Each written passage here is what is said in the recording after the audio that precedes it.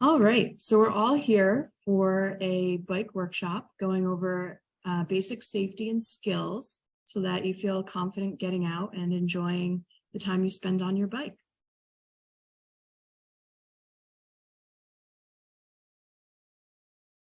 Uh-oh, we're frozen.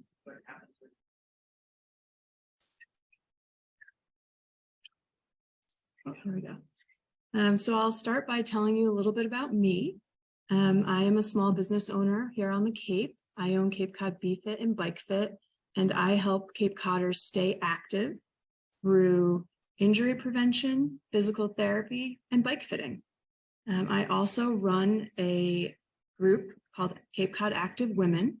We are a Facebook group, and we do organized events a few times a month, all sorts of events. We ride bikes, go rock climbing, we kayak, go on hikes. So if you're not already a member, feel free to join us there. And the other thing I wanted to mention is that I also help to run a charity bike team that raises money for We Can. We Can is a local nonprofit organization that provides services to women who are going through life transitions. So a great organization. We're actually participating in a group bike ride coming up in September with 30, 60, and 100-mile options for how far you ride. So if that's of any interest to you, I'd be happy to chat with you about joining our team. So not a lot of people know what a bike fit is, so I'll say a little bit about that. Basically, a bike fit is adjusting the settings on your specific bike to match up with your body. So there is a lot of folks think that cycling is just uncomfortable, and that shouldn't really be the case. So if your bike is set up appropriately, you shouldn't really be in any discomfort when you're riding. So what I do is folks bring me their bike, and we take a little look at strength, flexibility, and talk about any areas that you're having any discomfort or any injuries. And then I can adjust the settings on your bike so that it works the best for you.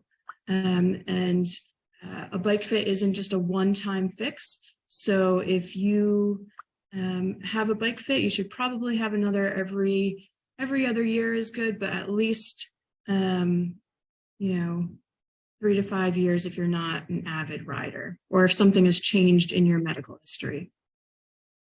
So I just want to cover the benefits of cycling. They're pretty much the benefits of any type of exercise, and you can kind of review them here. I won't go too far into them, but certainly an added benefit there. So required equipment. Definitely, number one thing, a well-fitting helmet. Doesn't matter how fast you're riding your bike or how far you're going, please wear a helmet. You want to make sure that the helmet is nice and snug.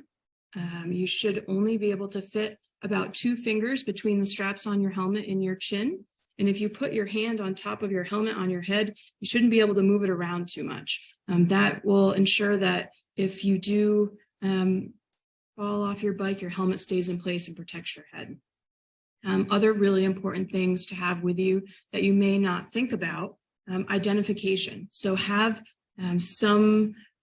it could be your license, it could be a lot of folks wear identification on their wrist that has their name, any health concerns, and then an emergency contact.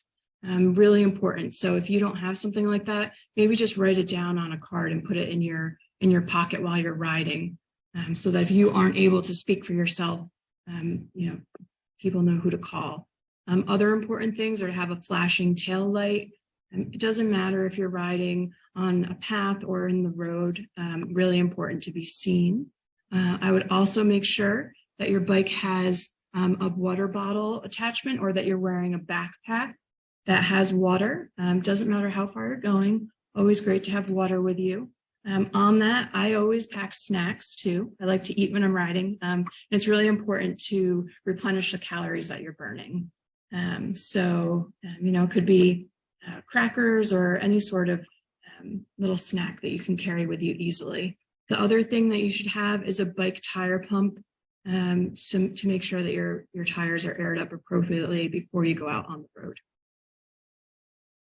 Other equipment, it's helpful to have a flat kit, and we'll actually do another workshop in about a month about changing a flat tire, but definitely make sure that you have an extra tube that is the appropriate size for your bike, so that if you are out and you have a flat tire and someone, another cyclist comes by, they can help you change that tire. So if you don't have that, you're pretty stuck at that point. The other thing, bike chain lube. So keeping your chain properly lubricated is important to extend the life of your bike and its components. And that's another thing that we'll cover in the next workshop on basic maintenance and repair. A front light is really important on your bike as well. Just another visibility and safety concern there. Bike specific clothing, and we'll go into that in a minute. And then bike gloves. So bike gloves are great to dampen the road vibration that you're feeling through your handlebars, but also if you were to fall off your bike, it will protect your hands from being scraped. So bike shorts. If you are new to cycling, chances are you're kind of on the fence about wearing bike shorts. I was as well, but very quickly I realized that they're really important. So if you're not into wearing spandex, they do make more mountain bike style shorts that have, the spandex layer, but then a looser layer on top. But it is important to wear bike shorts. It'll definitely make you more comfortable when you're riding. And another note on that, that a lot of newer cyclists may not know is that if you're wearing bike shorts, you do not wear underwear under your bike shorts. Bike shorts are designed to come in contact with your skin. If you want to add an added layer of protection, they do sell this particular product on the slide is called chamois butter, and it's just a skin protectant. So you can put it on your skin or you can put it on the shorts, but a nice thing to just create a barrier so that you have a little more comfort. So basic rules of the road, when you're on the bike, you have to obey traffic laws. Really important to use hand signals for stopping and turning. And we'll go over that in the next slide. If you're riding on the road or on a path, you want to announce that you're passing other pedestrians or cyclists. You don't want to sneak up on anyone. And then you want to ride in the same direction of traffic. So these are the typical signals to use when you're riding your bike. I will say, try to keep it as simple as possible. So if I'm taking a left turn, I am sticking my left arm out to indicate that.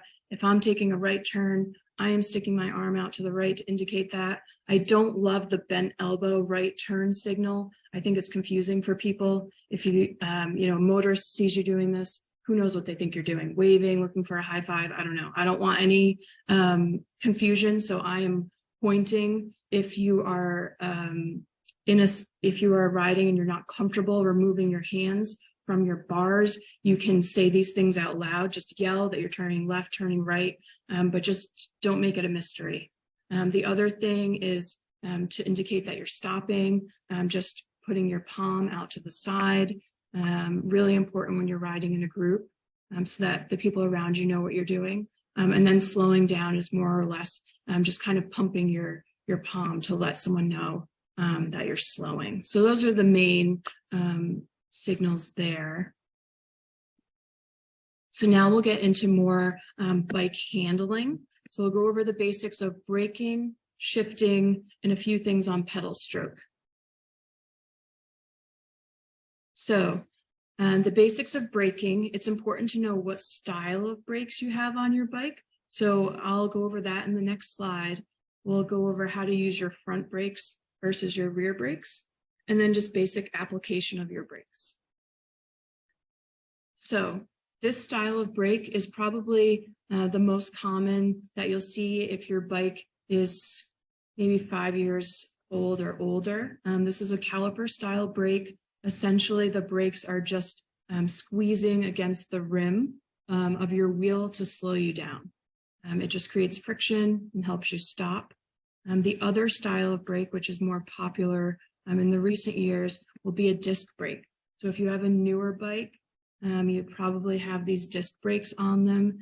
They are known for excellent stopping power and they're great in wet conditions. But with that being said, if you're used to riding on the caliper style brakes and you hop on a bike with disc brakes, just know that the disc brakes will stop you much more forcefully and much more quickly. So practice with the disc brakes before you go out, on a ride, because it's just a different feel.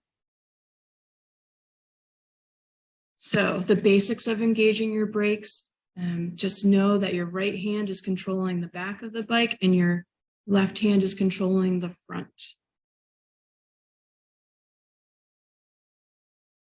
So when you're first starting out riding, practice using the rear brake to stop. This is the safest way to stop. And then gradually, over time, you can work on introducing the front brake. We don't start by using the front brake because if you brake too forcefully in the front, you risk flipping over your handlebars. No one wants that. So if you are comfortable just using your rear brake for all your cycling, that is totally fine, but you'll be more efficient at stopping if you learn to integrate the front.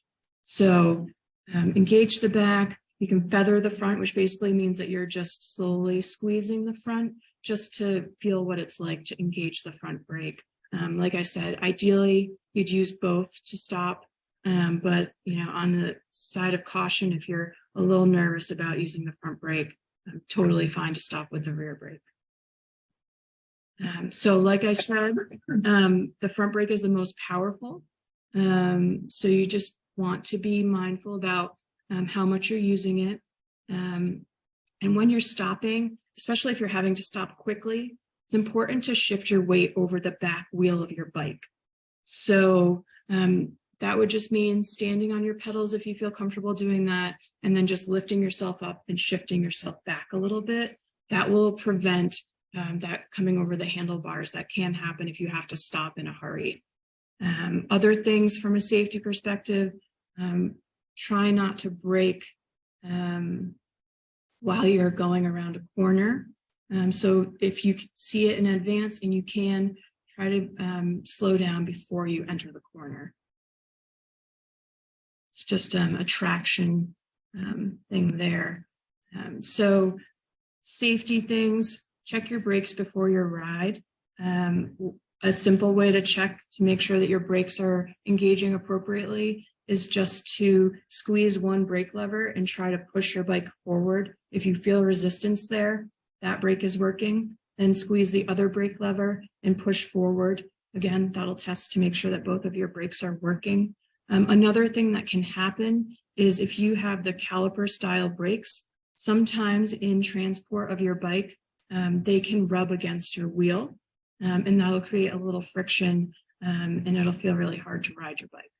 So it's also helpful in that scenario to just lift up the front wheel, give it a spin, make sure that nothing is slowing it down, and then do the same thing with the back, just to make sure that your brakes aren't dragging on the rim.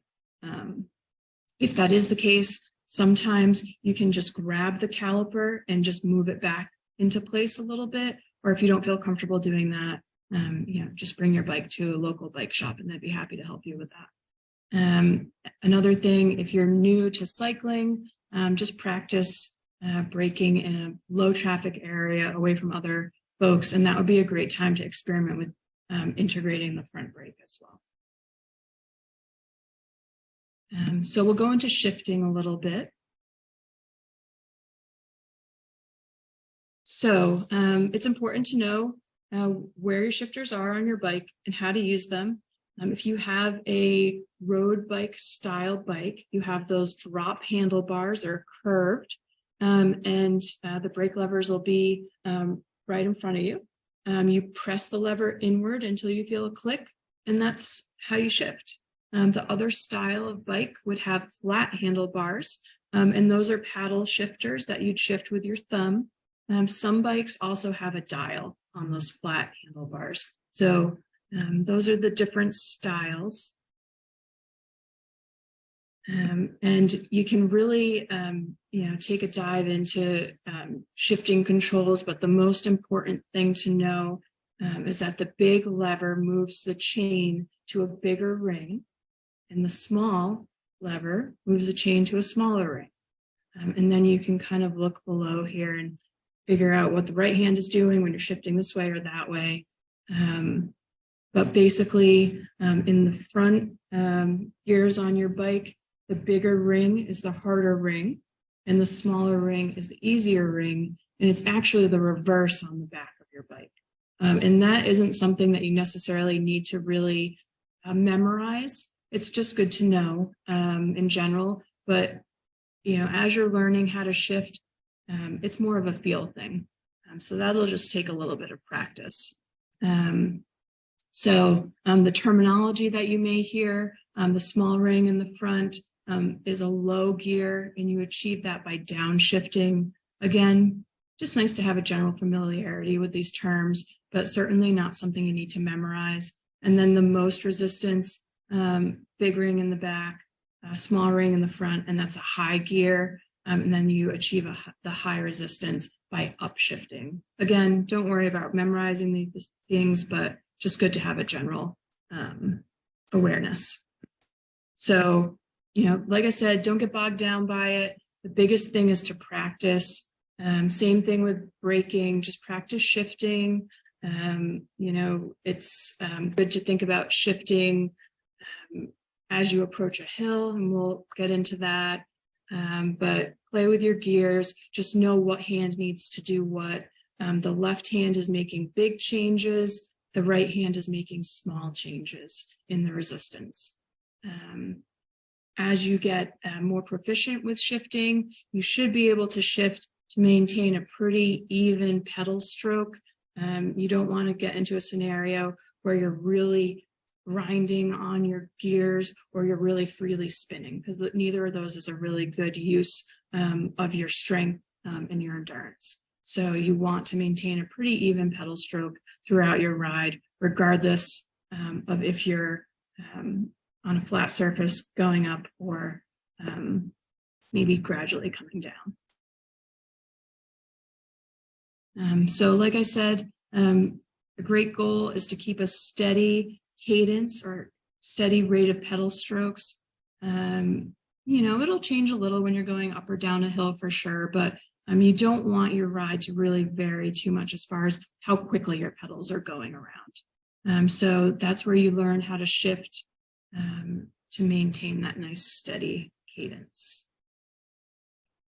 So cornering, if you have to go around a corner, you can actually steer the bike quite a bit by just leaning into the turn as opposed to turning with your handlebars. If you turn with your handlebars, you risk in some cases your foot contacting the front wheel. So if you can, try to practice being comfortable turning the bike just by leaning it side to side. And you can control that quite a bit by doing that.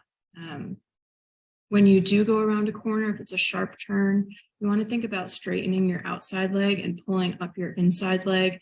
And basically, at a very basic level, you're just trying not to hit your pedal on the ground as you're going through a turn.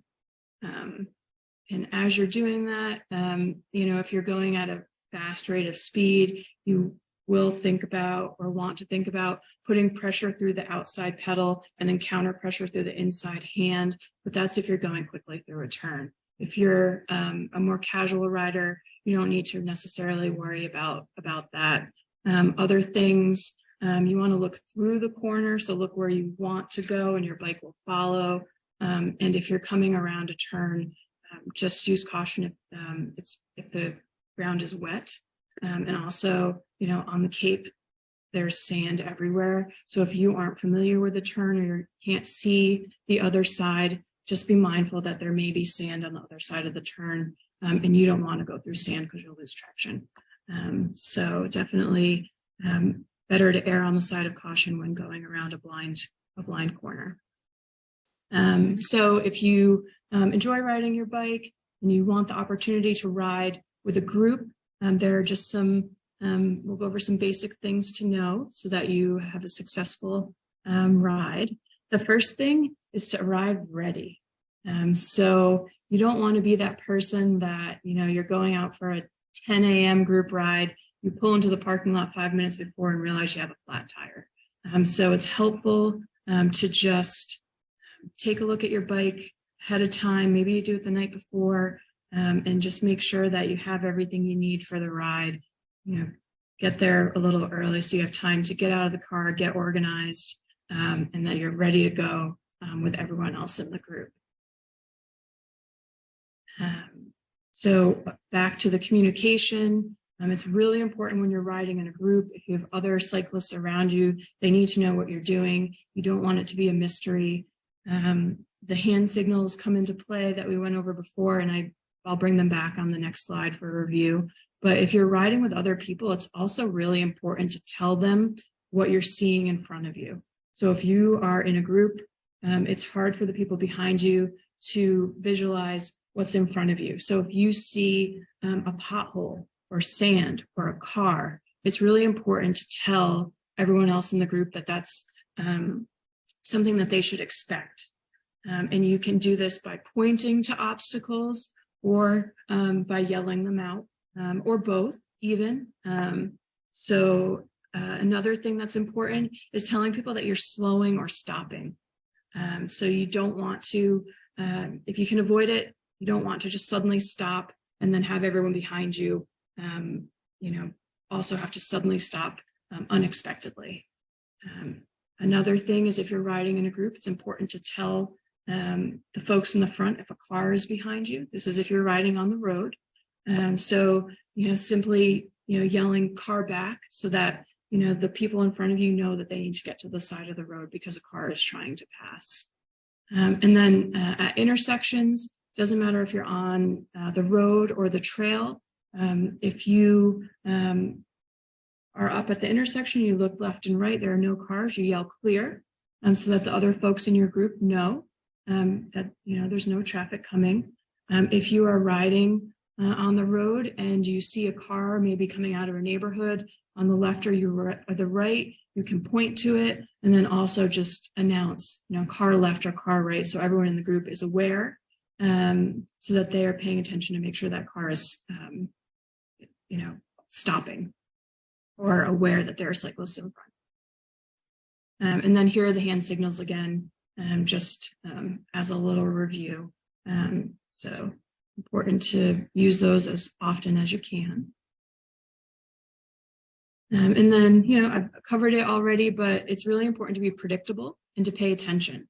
It's great to get outside and enjoy your bike and kind of get caught up in the beautiful place we live in, but also you just need to know what's going on around you. So avoid sudden stops or turns, announce if you have to make a quick change, and really important, avoid overlapping wheels with the rider in front of you. So you never want your front wheel to come up and overlap with the rider in front of you's back wheel, because if those two contact, it usually ends up in a crash. So we don't want that scenario.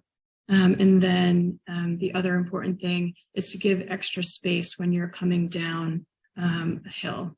Or I would even say give extra space if you're not confident riding in a group yet. That way you have time to react, so that you're not coming in contact with that person in front of you. So some great places to ride locally, especially if you're just starting out and you want to become more confident on your bike. The canal path is great, the Shining Sea, the rail trail. These are all excellent places to get some really nice miles in on your bike. And then some resources, if you are looking for a little more information. Mass Bike is a great resource if you're looking for regulations specific to Massachusetts. They also offer a lot of great classes and courses about cycling. Another resource is bicycling.com. And then for basic maintenance, Park Tool is also a good place to go. They sell all sorts of tools that you can use for your bike, but they also educate you on how to care for your bike as well. So that's the presentation for today. I am doing another workshop beginning of April. This one is basic bike maintenance and roadside repair. And this will go over how to remove a wheel from your bike, how to clean your chain and put appropriate chain lube on to make sure you extend the life of your components on your bike. We'll go over how to fix a flat tire, how to put air in your tires, and how to know how much air to put in your tires. So that'll be coming up the beginning of April. And feel free to reach out to me if you have any questions. My email address is on here. I'm happy to answer any questions that the presentation didn't answer. And I think that's it. So thank you for coming.